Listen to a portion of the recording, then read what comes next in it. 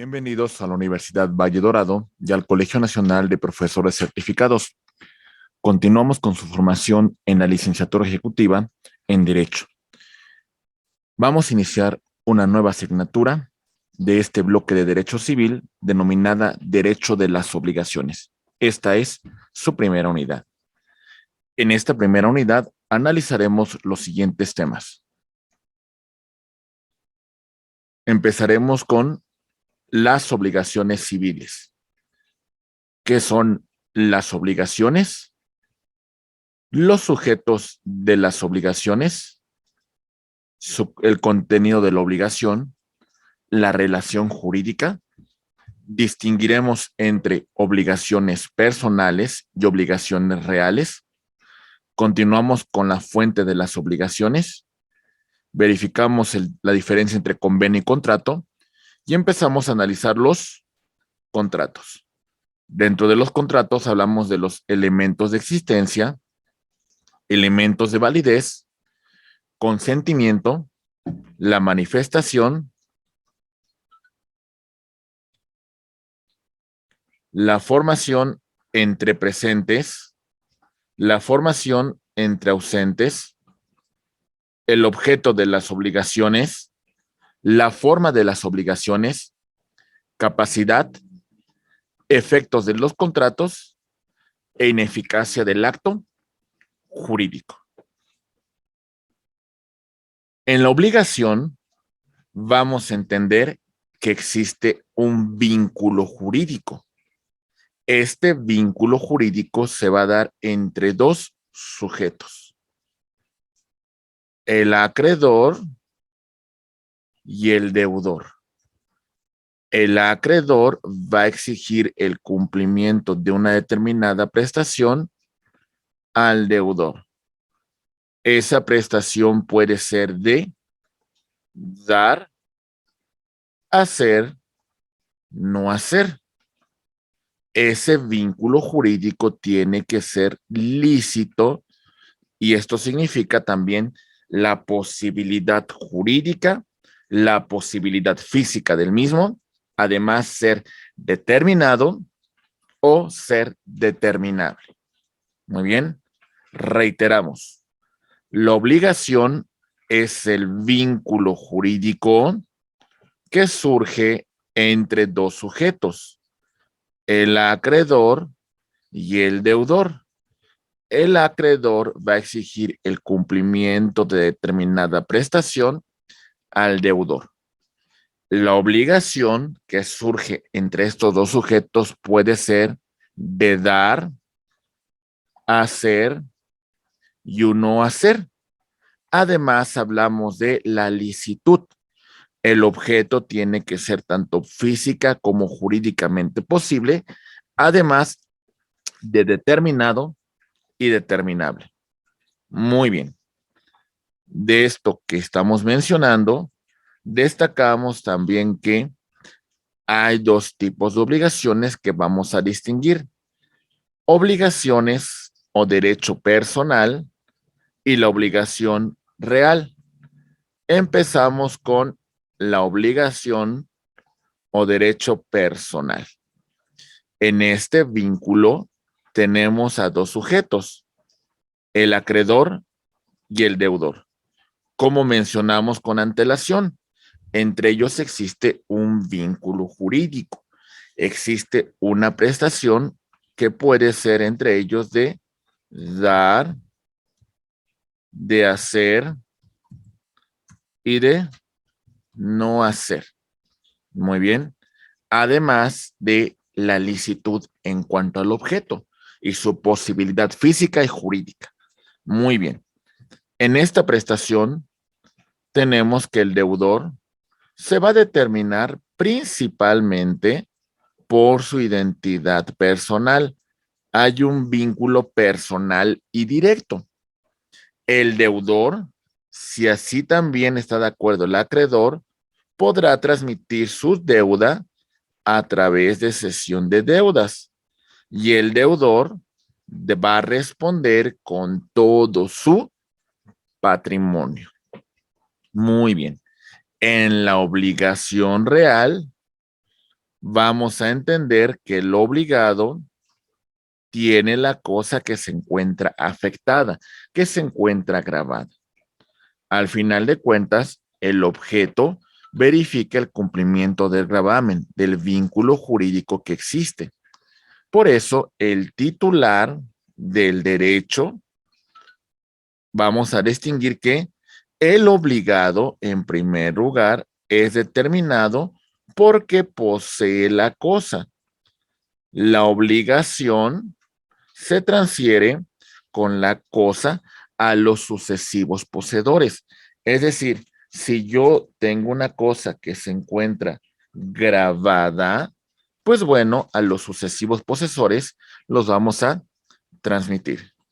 El obligado va a responder con la cosa grabada. La deuda se va a extinguir con la cosa. Entonces, entendamos la diferencia. En esta relación de la obligación o derecho personal, hay un vínculo entre dos partes. Y en la obligación real, vamos a verificar el tema de la posesión de la cosa grabada, el vínculo que existe entre la persona con el objeto. Muy bien. Empezamos con las obligaciones y sus fuentes. Verificamos lo siguiente. Fuente de las obligaciones. Cómo surgen, cómo nacen, cómo se manifiestan. Empezamos con el contrato. El contrato es el acuerdo de voluntades que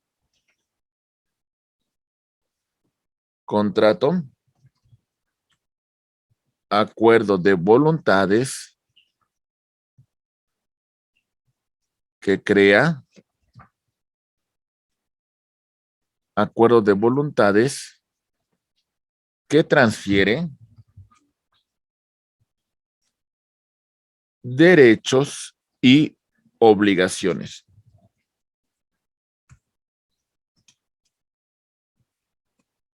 Un poco más adelante vamos a ampliar el tema de el contrato. También vamos a verificar que existe otra fuente de las obligaciones, que es la declaración unilateral de la voluntad. Es importante entender la naturaleza de la declaración unilateral de la voluntad porque al final de cuentas de esta manifestación surge una obligación. Vamos a verificar que dentro de estos elementos tenemos lo siguiente. Ahí va. Declaración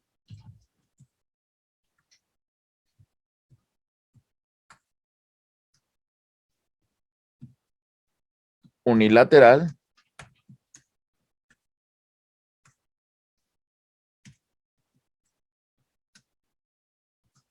de la voluntad.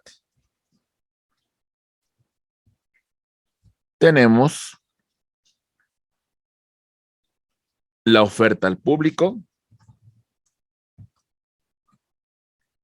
Tenemos la promesa de recompensa.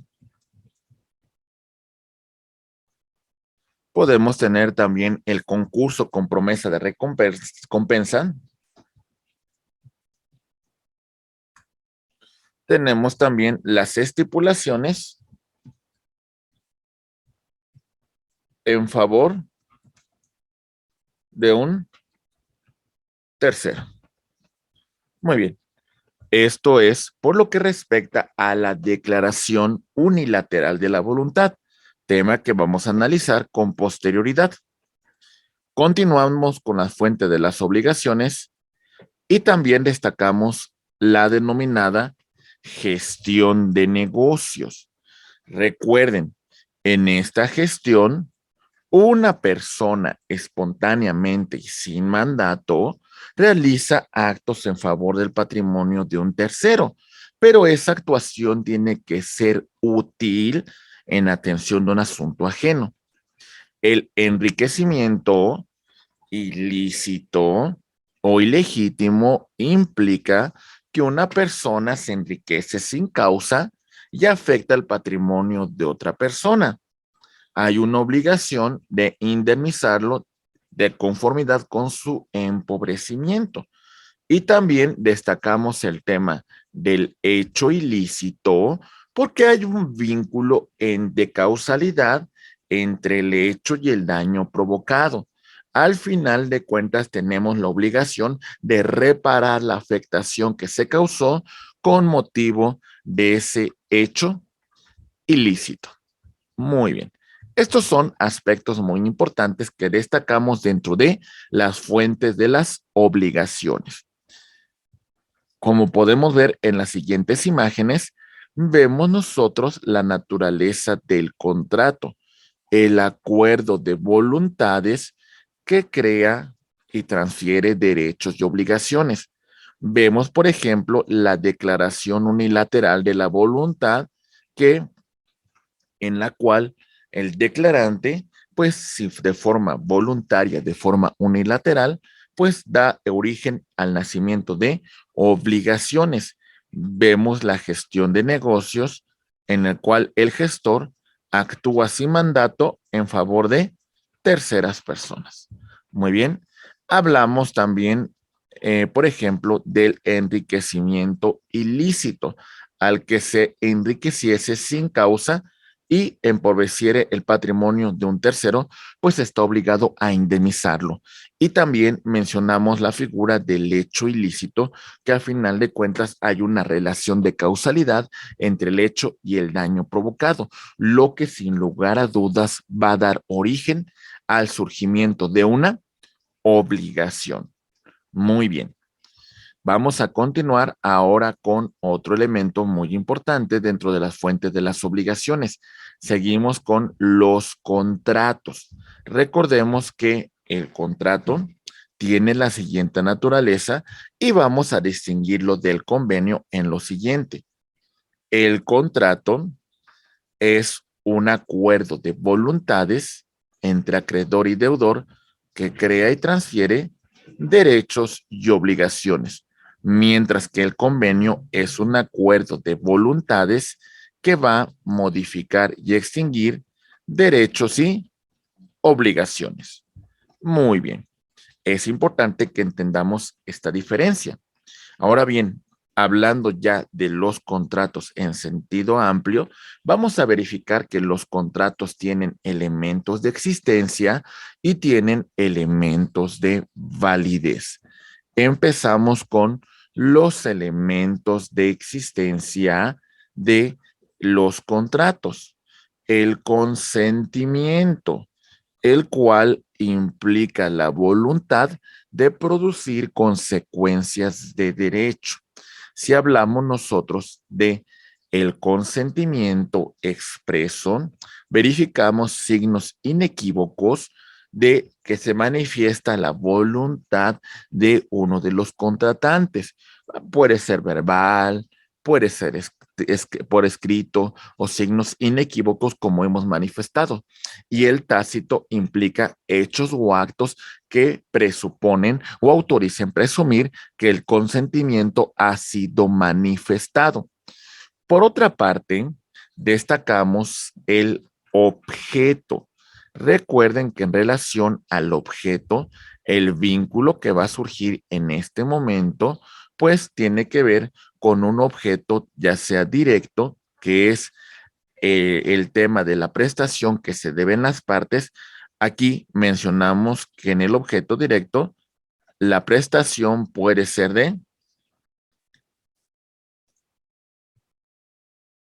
de dar, de hacer, de no hacer. Muy bien, perfecto, excelente. Ok, en cuanto al objeto indirecto, pues tenemos un elemento también muy importante. La cosa debe existir tanto física como jurídicamente. Muy bien.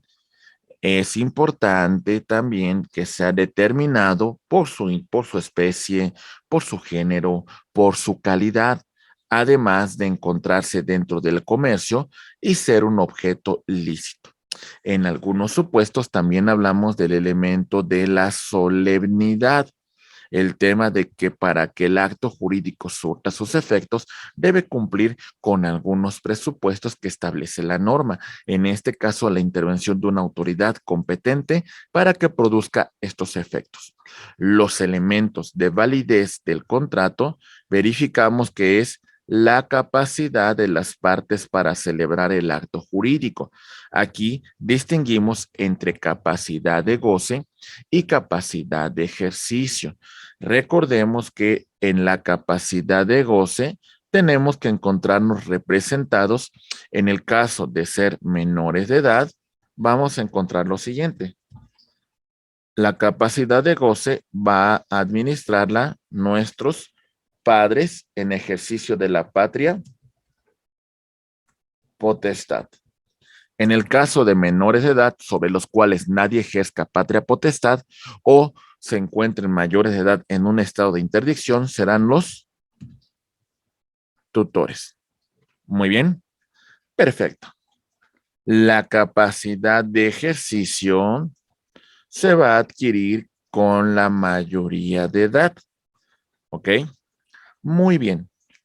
La licitud implica que se encuentre el acto que se está celebrando dentro de los parámetros normativos, porque si es un acto ilícito puede producir la ineficacia jurídica. Muy bien, entonces tiene que encontrarse apegado al marco de la ley. La formalidad implica cumplir con los requisitos que establece la norma, así como hacerlo por escrito, elevarlo a un instrumento público para que el acto pueda surtir sus efectos. Vamos a verificar también que es importante que la manifestación se encuentre ausente de vicios del consentimiento. Muy bien, este es un tema que vamos a declarar, vamos a estudiar con detenimiento porque implica que si nos encontramos bajo alguno de los siguientes supuestos, pues bueno, tendríamos que declarar la nulidad del acto jurídico. En cuanto a los vicios del consentimiento, destacamos lo siguiente. Empezamos con el error que implicaría la falsa apreciación de la realidad. Tenemos una realidad distorsionada que no corresponde. Podemos hablar de distintos tipos de error. Error en cuanto al objeto, error en cuanto a la persona, error aritmético, error en cuanto al derecho, muy bien, etcétera. Por ejemplo, si hacemos mención en cuanto al objeto, pues tenemos una falsa apreciación en relación al objeto que nos estamos comprometiendo.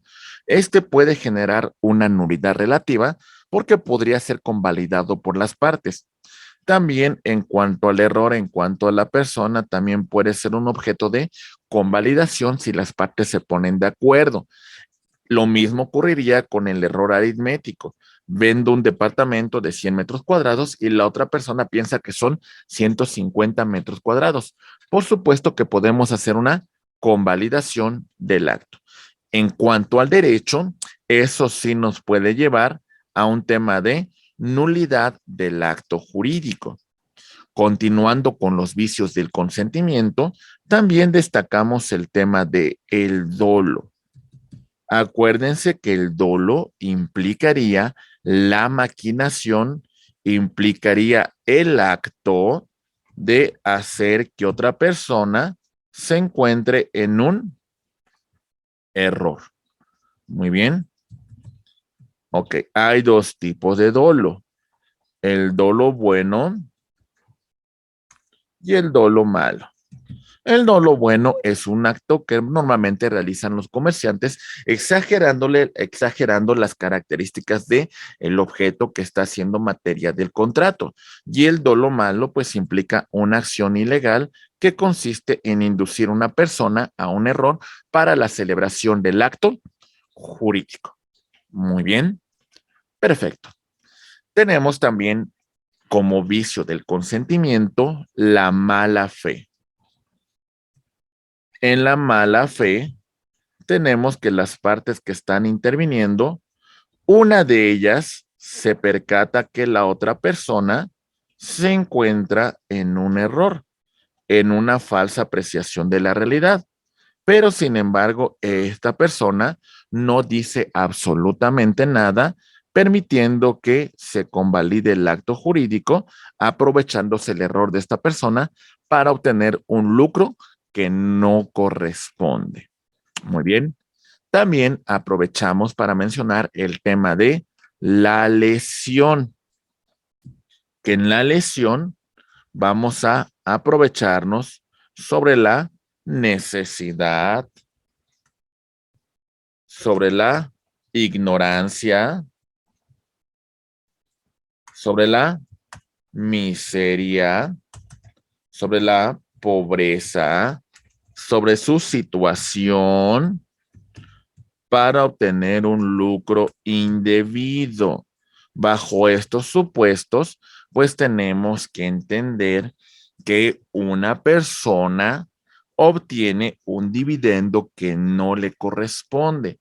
Por eso hacemos mención del tema de la lesión. Continuando con estos temas, destacamos también el tema de la violencia. La violencia que puede ser física o moral. La física es un daño exterior, una afectación que se le provoca a una persona, un gravamen, un sufrimiento. Y la moral, amenazas, instigaciones, malas palabras, para que pues se celebre el acto jurídico. Muy bien. Ok. Una vez que hemos estudiado estos elementos de existencia y elementos de validez de los contratos que se encuentran regulados del 1792 al 1859 de nuestro Código Civil de la Ciudad de México, vamos a continuar con el consentimiento, ya de una forma un poco más detallada. Cuando hablamos del consentimiento, vamos a ver que la manifestación de los contratantes se va a manifestar de forma expresa, la cual consiste en forma verbal, escrita o signos inequívocos que señalen pues que ese fue el acto, esa fue la voluntad que quisieron celebrar. La tácita hace mención a hechos o actos que presuponen o autoricen pues la celebración, el consentimiento del acto jurídico. Es como, por ejemplo, si un taxi se encuentra estacionado y yo me subo a él sin hacer ninguna manifestación, evidentemente que mi voluntad es pues la producción de una consecuencia de derecho. Ahora bien, el consentimiento es la formación entre presentes. Este consentimiento podemos mencionar lo siguiente: la oferta, la cual si se realiza sin plazo, pues en ese mismo acto se tiene que manifestar la voluntad de producir consecuencias de derecho. Si hago una oferta y nadie manifiesta su voluntad, nadie manifiesta el consentimiento de la producción de consecuencias de derecho, pues entonces puedo revocarla. Cuando se establece un plazo, pues debo esperar su cumplimiento. La que se hace por teléfono nos encontramos en los mismos supuestos que hemos señalado con antelación, ya sea que no establezca un plazo y en ese momento se tiene que manifestar, o establezca un plazo y en todo caso pues nos encontramos bajo el supuesto de esperar el cumplimiento de este término. En la aceptación implica el consentimiento, la voluntad de los contratantes de producir consecuencias de derecho. Ahora bien, ¿Cómo se va a dar la formación del consentimiento entre personas que se encuentran ausentes? Bien, los sistemas que vamos a encontrar entre ausentes, encontramos el tema de la declaración. La persona no se encuentra presente, pero por signos inequívocos, pero a través por un escrito de forma oral, manifiesta su consentimiento, manifiesta su voluntad de producir consecuencias de derecho. El otro tema es la expedición, lo que implicaría que una vez que recibe la oferta, que recibe pues el tema del acto jurídico que se está celebrando, esta expide, esta manifiesta su consentimiento. En ese momento se producen consecuencias de derecho.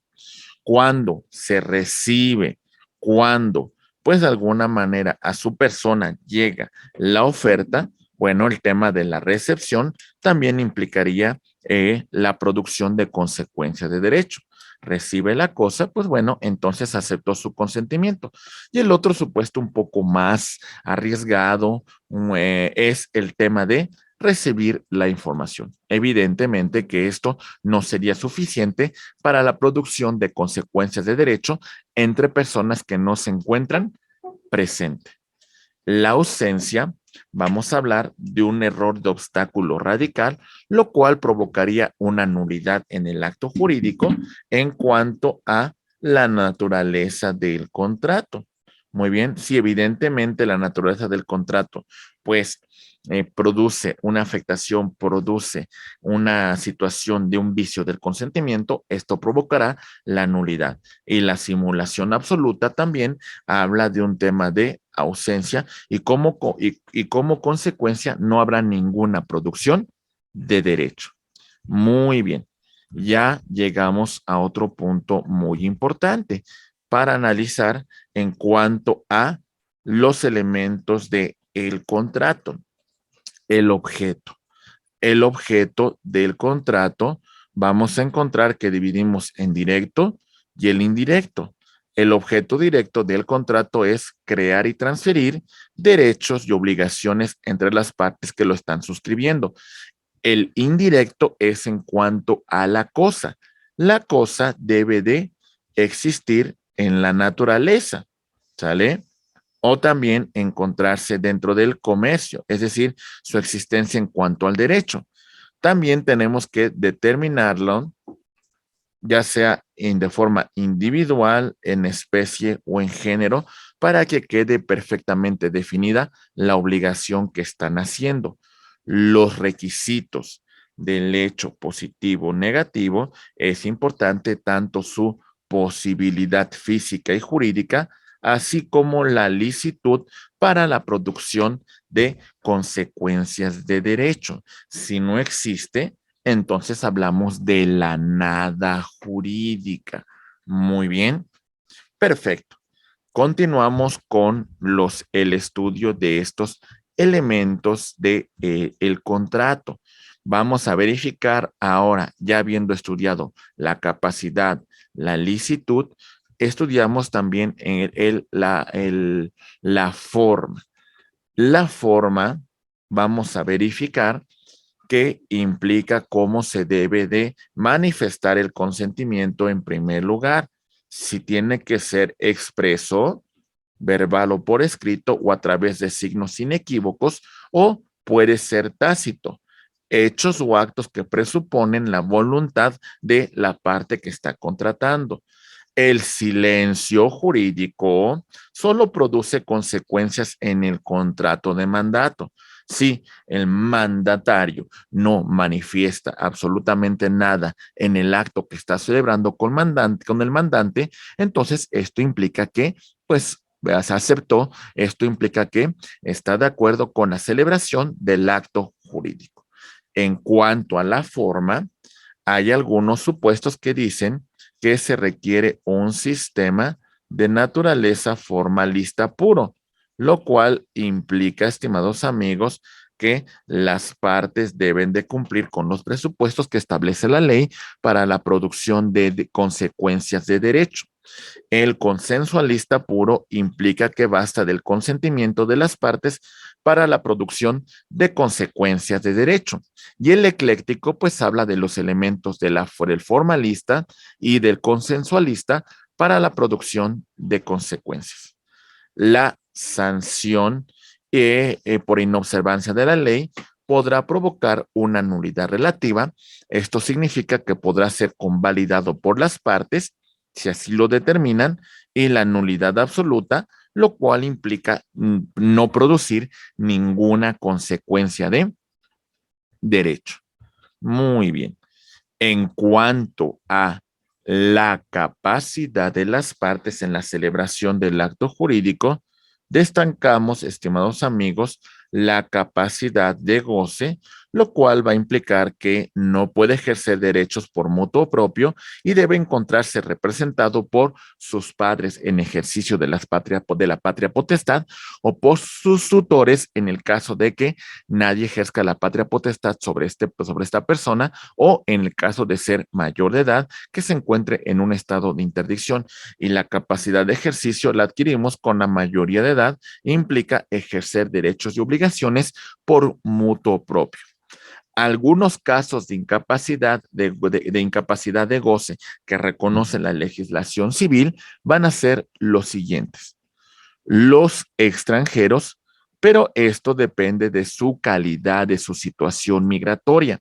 También tenemos a las iglesias, ¿vale? Recordemos las denominadas leyes de reforma. Solo podrán adquirir los bienes que sean necesarios para sus obras, para la cuestión de actividades religiosas. Las de beneficencia, las necesarias para cumplir con sus fines. También tenemos las sociedades por acciones que también tienen un límite para la adquisición de determinados bienes, así como también los bancos, y en el caso también que una sentencia judicial declare un límite para una persona física o una persona moral. Si un juez declara que existe una incapacidad de ejercicio, pues bueno, esto implicaría que la persona tiene que encontrarse representada para la realización de determinados actos jurídicos. Muy bien. Continuamos ahora con otro tema muy importante: los efectos que van a producir los contratos. ¿Ok? A las partes obliga el cumplimiento de una determinada obligación. Por ejemplo, se van a comprometer a lo que establezcan las cláusulas contractuales, porque ahí van a fijar los derechos y las obligaciones que en este momento están suscribiendo.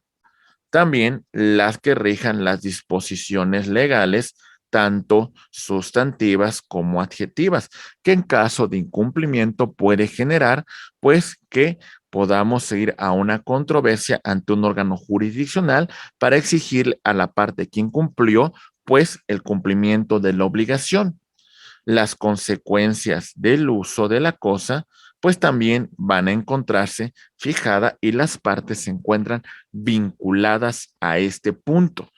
Por supuesto, también hablamos de la pacta sunt servanda, las consecuencias de la buena fe, que de alguna manera las partes van a cumplir con los contratos de buena fe.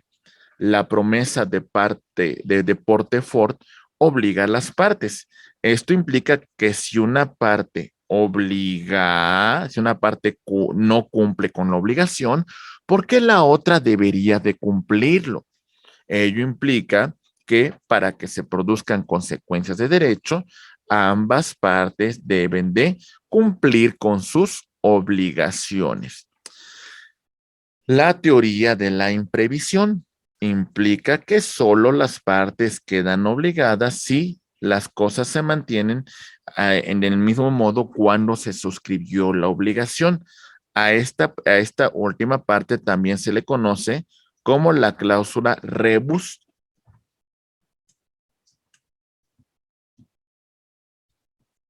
sic stantibus.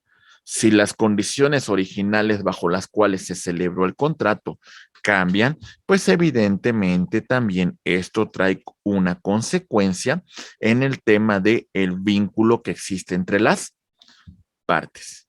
Muy bien. ¿Cuáles son los efectos de los contratos en relación con los terceros? Bien, puede establecerse beneficios en favor de terceros, como en el caso del contrato de fideicomiso, en la cual tenemos el fideicomitente, que es el titular de los bienes, tenemos el fiduciario, que es el administrador, y tenemos el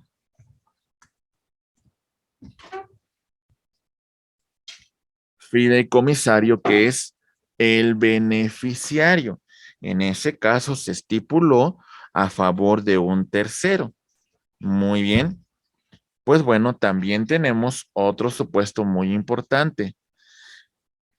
El tercero, si tiene un derecho en relación al acto que se está celebrando, pues puede oponerse, puede, pues de alguna manera tener una tercería en una controversia que surge entre las partes. Muy bien. Estimados amigos, concluimos con la ineficacia del acto jurídico. La inexistencia implica la nada jurídica. No se produce absolutamente ningún supuesto normativo. La nulidad en su aspecto absoluto es imprescriptible. En cualquier momento se puede hacer valer. También lo va a hacer valer cualquiera de los interesados en el acto jurídico. No es objeto de convalidación, no puede ratificarse, no puede confirmarse por las partes. La nulidad relativa es prescriptible. Sus efectos pueden extinguirse por el transcurso del tiempo. Solamente la parte afectada la va a poder hacer valer y puede ser objeto de convalidación, de ratificación o confirmación por las partes. Muy bien. Estos son algunos aspectos muy importantes que vamos a destacar. Estimados amigos, en conclusión, en esta primera unidad se analizan aspectos muy importantes en cuanto a las obligaciones. Recordemos que en la obligación destacamos que existe un vínculo jurídico entre dos partes, entre acreedor y deudor. Muy bien. También destacamos que hay una prestación que surge entre ellos que puede ser de dar, de hacer y de no hacer. Muy bien. Y tenemos un tema también de la licitud en cuanto al objeto, además de su existencia tanto física como jurídica. Destacamos también las diferencias que existe entre obligaciones personales y obligaciones reales. Recuerden ustedes que en la obligación personal hay un vínculo jurídico entre dos partes. Ya lo hemos destacado, entre nuestro acreedor y nuestro deudor. Las obligaciones reales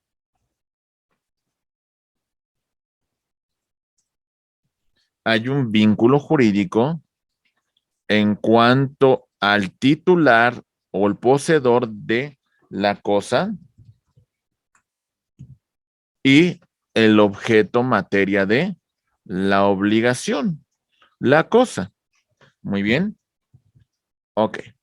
Destacamos las principales fuentes de las obligaciones y en este supuesto mencionamos lo siguiente. Fuente,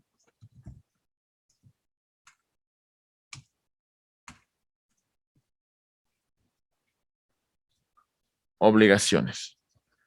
Hablamos de los contratos. Hablamos de la declaración unilateral de la voluntad. Hablamos de la gestión de negocios.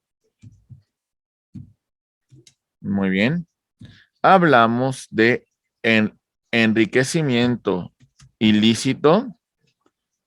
Ya hablamos del hecho ilícito. Muy bien. El contrato es un acuerdo de voluntades que crea y transfiere derechos y obligaciones. La declaración unilateral de la voluntad, pues mencionamos a grosso modo, estimados amigos, que tiene elementos muy importantes como el tema de la oferta al público, la promesa de recompensa, el concurso con promesa de recompensa y la estipulación a favor de un tercero. Recuerden que esta declaración existe una exteriorización de la voluntad por un sujeto con el propósito de quedar sujeto a una obligación. Destacamos también el tema de la gestión de negocios en la cual una persona actúa espontáneamente sin mandato en la realización de actos jurídicos en favor de un tercero. Hablamos del enriquecimiento ilícito en el caso de que si alguien se enriquece sin causa, causando un detrimento al patrimonio de un tercero, entonces está obligado a indemnizarlo en la medida de su empobrecimiento. Y también destacamos el tema del hecho ilícito, que es un hecho contrario a la ley y que hay una relación de causalidad entre el hecho y el daño que se ha causado. Muy bien. Ok, es otro aspecto importante que destacamos. También analizamos la diferencia entre convenio y contrato. Recuerden que el convenio modifica y extingue derechos y obligaciones y el contrato, perdón, crea y transfiere derechos y obligaciones. Estudiamos, estimados amigos, el tema de los contratos. Aquí hablamos de elementos de existencia y de sus elementos de validez. Cuando hablamos de los elementos de existencia de los contratos, hablamos del consentimiento, hablamos del objeto y también mencionamos el elemento de la solemnidad. En cuanto a los elementos de validez, hablamos de la capacidad, la licitud, la formalidad y la ausencia de vicios del consentimiento como el error, el dolo, la mala fe, lesión y violencia. Muy bien.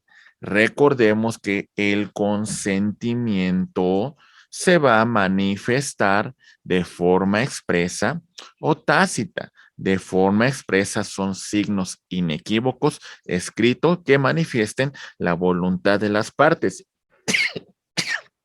Y la tácita son hechos o actos que presuponen o autoricen, pues, el tema de la voluntad de las partes de informar, en fijar ese contrato. Bien, hablamos también, estimados amigos, de otro tema muy importante en cuanto al objeto de las obligaciones. Recordamos que el objeto lo vamos a dividir en dos: objeto directo y objeto indirecto. El objeto directo es como tal la prestación, que sería crear y transferir derechos y obligaciones.